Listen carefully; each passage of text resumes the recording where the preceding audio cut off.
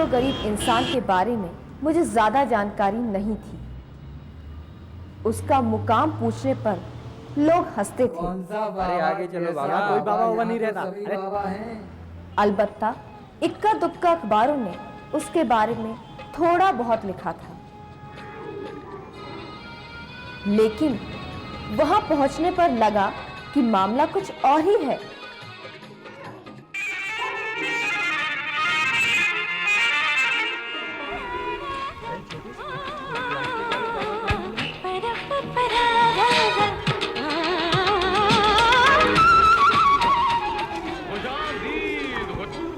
बाबा, बाबा आप ही है प्लास्टिक बाबा? हाँ तो हम हायर एजुकेशन चैनल से आए हैं, आपका इंटरव्यू लेना चाहते हैं। देखिए, मैं किसी इंटरव्यू के लफड़े में पड़ना नहीं चाहता। सुनिए, हम लोग जस्ट ये देखना चाहते हैं, पूछना चाहते हैं कि आप ये जो सब कर रखा है, आप किस पर्पस से कर रहे हैं? नहीं, वो कुछ भी हो, आप उसमें मत पड़िएगा। नहीं। मिस्टर यू, आप अपना कैमरा बंद करिए। आप थोड़ा समझ आप मेरी बात को सुनिए प्लीज। एक मिनट, आप कैमरा बंद करिएगा। कैमरा कैमरा बंद करिए आप। कैमरा बंद कर। हाँ, आप कहिए क्या बात। ये हम ये जानना चाहते हैं कि आप ये सब जो आपने इकट्ठा सामान कर रखा है, ये किस पर्पस से, आप क्या बताना चाहते हैं? हम आपके जो आप ये काम कर रहे हैं, इसकी अवेयरनेस क्रिएट करना चाहते हैं कि आप किसी पर्पस से ये काम कर रहे हैं। हाँ, वो सब ठीक है, लेकिन मैं आपको बताना नहीं चाहता। प्लीज सुनिए, अपना काम करिएगा, जाइए, मुझे पढ़ने दीजिए थोड़ा सा। नहीं, कुछ नहीं जी।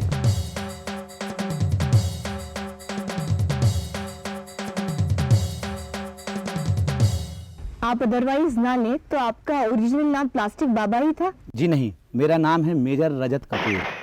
मैंने बहुत सारी लड़ाइयाँ लड़ी हैं। ये प्लास्टिक बाबा तो मुझे यहाँ आस पड़ोस के बाल बच्चों द्वारा दिया हुआ नाम है।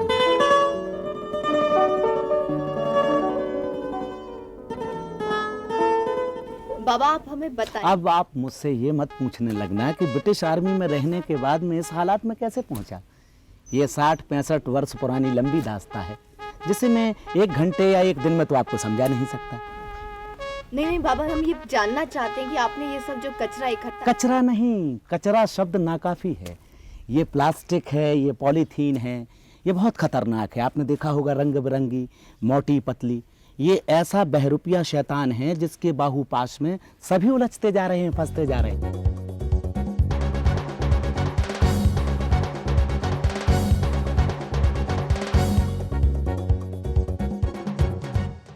लेकिन 20 माइक्रोन से कम की पतली पॉलीथीन उपयोग में लाना तो कानूनी जुर्म है। बिल्कुल है।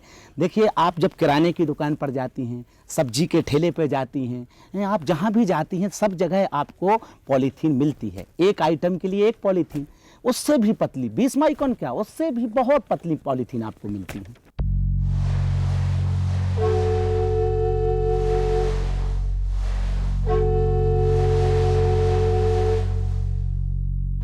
प्लास्टिक और पॉलीथीन की बाबा रिसाइकलिंग भी होती है। मेट्रो सिटीज में तो कितना प्लास्टिक उत्पादित हो रहा है, कितना पॉलीथीन उत्पादित हो रहा है, कितना उसका कंट्रोल हो रहा है, ये किसी को नहीं पता है। देखिए, विकासशील देश और विकसित देश के अलग मापदंड है। विकासशील देश में तो क्या है कि देखिए, चाहे जहाँ से कचरा आ रहा है, प्लास्टिक कचरा कितना आ रहा है, किस तादाद में आ रहा है, इसके बारे में किसी को कुछ लेना देना नहीं।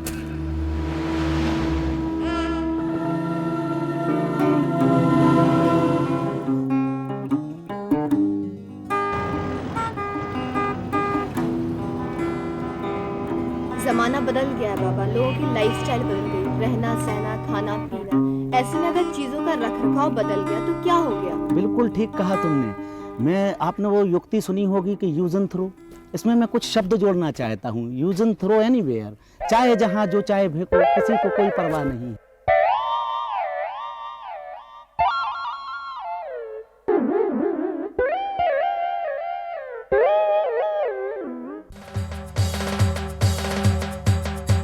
आपने देखा होगा कि पहले धातु के बर्तन चलते थे, आयुर्वेदिक के हिसाब से भी वो ठीक थे।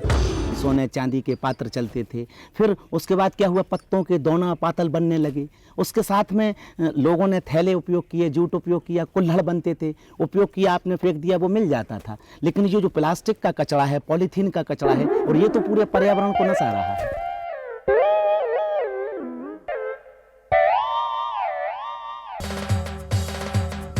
आपको नहीं लगता कि प्लास्टिक और पॉलीथीन को लेकर लोग कुछ ज्यादा ही सेंटिमेंटल हो रहे हैं? संवेदनाएं शून्य हो गई हैं संपूर्ण पर्यावरण को लेकर।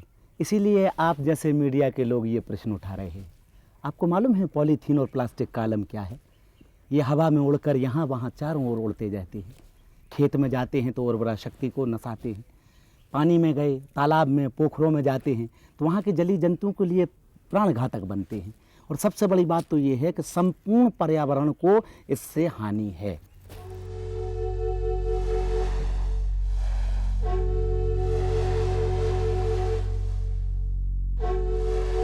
विकसित देशों की बात छोड़ दें, हम विकासशील डेवलपिंग कंट्रीज के लोग हैं। आप बताइए हमारी प्राथमिकताएं क्या होनी चाहिए, विकास या पर्यावरण की चिंता? अंधाधुंध विकास के चक्कर में हम विनाश की ओर जा रहे हैं। आपको मालूम है कि पॉलीथीन हमारी जिंदगी में कितनी बहुमूल्य हो गई है, कितनी पवित्र और पाक बन गई है। अब तो हम मंदिर में भी जाते हैं तो प्रसाद पॉलीथीन में लेकर ही जाते हैं।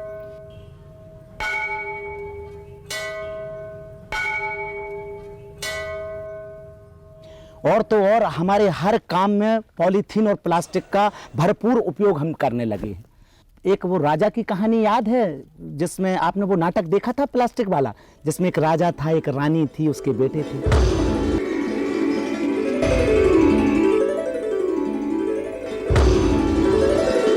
भगवान भगवान त्राहिमाम त्राहिमाम। मैं तुम्हारी तपस्या से प्रसन्न हूँ। कहो क्या चाहते हो? भगवान, मैं इस दुनिया का सबसे धनवान राजा बनना चाहता हूँ। तो मैं तुम्हारी क्या सहायता कर सकता हूँ? भगवान, मैंने सुना है इस संसार का जो सबसे धनवान व्यक्ति है वो प्लास्टिक के उपकरण बेच बेच कर धनवान हुआ है। मैं उस जैसा बनना चाहता हूँ भगवान। ठीक है वत्स, तुम्हारी जो इच्छा है मैं उसे अवश्य पूरी करूंगा। मुझे ऐसा वरदान दीजिए कि मैं जिस चीज को हाथ लगाऊं वो प्लास्टिक की बन जाए।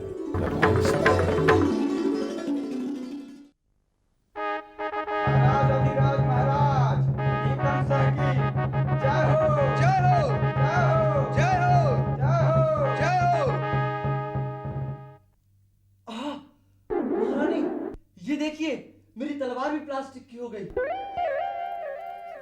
ये देखिए ये भी प्लास्टिक का हो गया। ये देखिए ये भी प्लास्टिक का हो गया। हे भगवान, आपका वरदान सत्य हुआ। ये आपने क्या किया महाराज? आप मुझे मत छूना। अरे नहीं नहीं पिताश्री, आप मुझे मत छूना।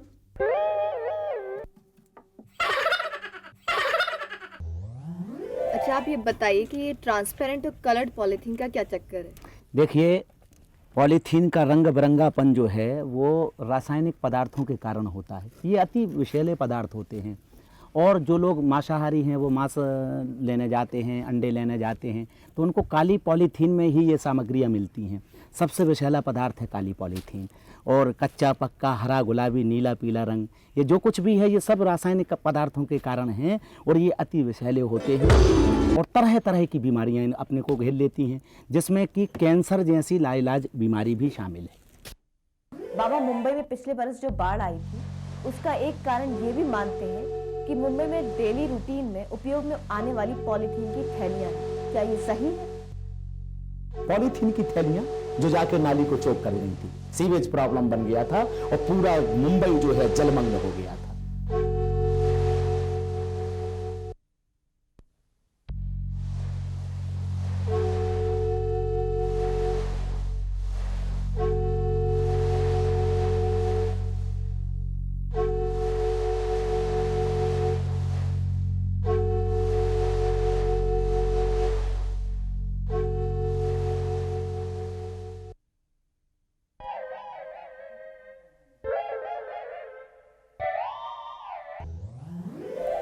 बाबा, आजकल पानी भी प्लास्टिक की बॉटल्स में आ रहा है, कोल्ड ड्रिंक भी प्लास्टिक की बॉटल्स में आती है। क्या प्रॉब्लम है? सेफ वाटर मिलता है, गंदे पानी से होने वाली बीमारियां कम होती हैं। अपनी जगह तुम्हारा कहना बिल्कुल सही है। आपको मालूम है कि ये जो पानी की बाटल हैं, एक बार उपयोग करने के बाद इनको क्रश करना चाहिए। इसको पढ़िए, आप पढ़िए, उसमें हाँ, उसमें लिखा हुआ, पढ़ के बताइए।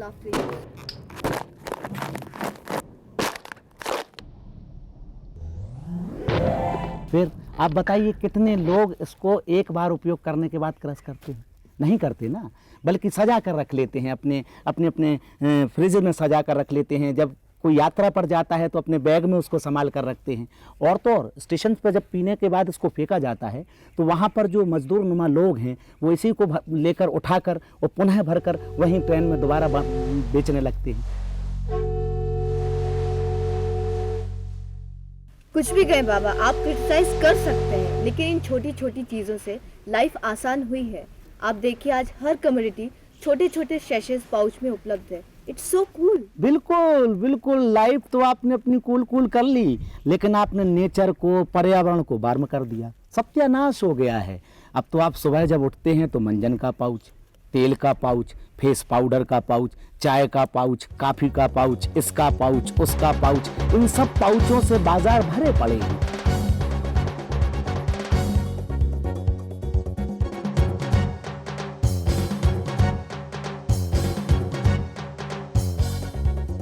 नमकीन भी है पाउच में, पाउच वाला तेल भी है पाउच में, साबुन भी है पाउच में, नमकीन भी है पाउच में और क्रीम भी है पाउच में और ये गुटखा भी है पाउच में। पाउच वाला। इसका नतीजा आप जानती हैं क्या हुआ? यूज करने के बाद किसी को ये नहीं मालूम कि इनका हश्र क्या होगा और ये नष्ट होंगे या नहीं। आप ये नहीं सोचते कि इस बारे में पब्लिक अवेयरनेस काफी कम है? इसके लिए कोई उपाय होने चाहिए, पब्लिसिटी, सेमिनार्स वगैरह? हाँ, होते रहते हैं, गाहे अभाए तो होते रहते हैं, शिविर भी होते हैं, सेमिनार भी होते हैं, लेकिन इसका नतीजा आपको कुछ समझ में आता है? मेरे को तो नहीं आता। आज की इस कार्यशाला में हमारे साथ मौजूद हैं, मैं डॉक्टर चड्ढा से अनुरोध करूंगा कि आज की कार्यशाला में अपने विचार रखें। Thank you mister Tiwari, thank you. कुछ दिन पहले मैं ऑस्ट्रेलिया के दौरे पर गया। वहां मैंने देखा कि 2 तरह के डिब्बे होते हैं। Yes sir. There are 2 types of डिब्बे। यस सर, हमारे यहाँ भी 2 प्रकार के ही डब्बे होते हैं, एक सर एसी, दूसरा नॉन एसी। मैं सर एसी में ही सफर करता हूँ सर। नो नाइडियो, मैं रेलगाड़ी के डिब्बे की बात नहीं कर रहा हूँ, मैं कचरे के डिब्बे की बात कर रहा हूँ। Oh sorry sir, sorry. Australia में मैंने देखा साइकिलिंग में पुनर्चक्रण की विधि से उसका खाद बनाते हुए मैंने देखा है, Yes, केचुआ yes, खाद yes. बनाने में। ये सॉलिड बेस्ड मैनेजमेंट होता very good, है ना। इस प्लास्टिक का कचरे का जिस तरह से लॉस जो है हमारे एनवायरनमेंट को दिया है वो बड़ा ही घातक है। बॉम्बे में जो यूज होती है वो पर डे का जो क्वांटिटी है वो 1 crore per day. It's too much. 1 crore per day. Yes, it's too much. And in the whole world, it's 14 trillion 14 trillion per annum. 14 खरब। Yes sir, it's right. तो इन तीनों सत्रों में हमने देखा कि किस तरह से पॉलीथीन, लेकिन उसका नतीजा क्या होता है? शून्य। उसी सेमिनार में वही बाटल खुलती हैं, वही पाउच चलते हैं, वही कटोरी प्लास्टिक की, वही सब खाने पीने के बाद चाहे जहाँ फेंको और अपने चलते बनो। हाँ, आप ये बताइएगा मुझे अच्छा कि लोग बाग जब बाजार जाते हैं तो वो सब्जी लेने जा रहे हैं तो क्या सरकार उनके पीछे जाएगी? क्या उनने थैला लिया तो उसमें सामान ले रहे हैं कि नहीं ले रहे? अगर नहीं लिया तो पॉलीथीन में लिया तो क्या वो 20 माइक्रोन वाली है या नहीं है, मोटी है कि नहीं है, ट्रांसपेरेंट है कि नहीं है? पॉलीथीन ले ली है तो उसको कहाँ फेंक रहे हैं, कहाँ फेंकेंगे? फेंक दिया तो सही स्थान है कि नहीं? क्या करोगे? सरकार तो ये सब चीज़ देखेगी नहीं। इसके लिए तो हम सबको ही जागरूक होना पड़ेगा। पर कितने लोग हो पा रहे हैं? मुझे तो नहीं लगता कि अभी लोगों में इस बारे में कोई चिंता है। अभी कोई इस मामले में गंभीर नहीं है। होटल, रेस्टोरेंट, ढाबों में लोग पॉलीथीन में गर्म खाना पैक कराते हैं, उसका क्या? गर्म खाने को पाली बैग में पैक कराने का क्या तुक है जी? बताइए अब आप मुझे। तो उस टेम्परेचर पर उस पॉली बैग का क्या हाल होगा, खाने का क्या हाल होगा और उसके साथ में खाने वाले का क्या हाल होगा?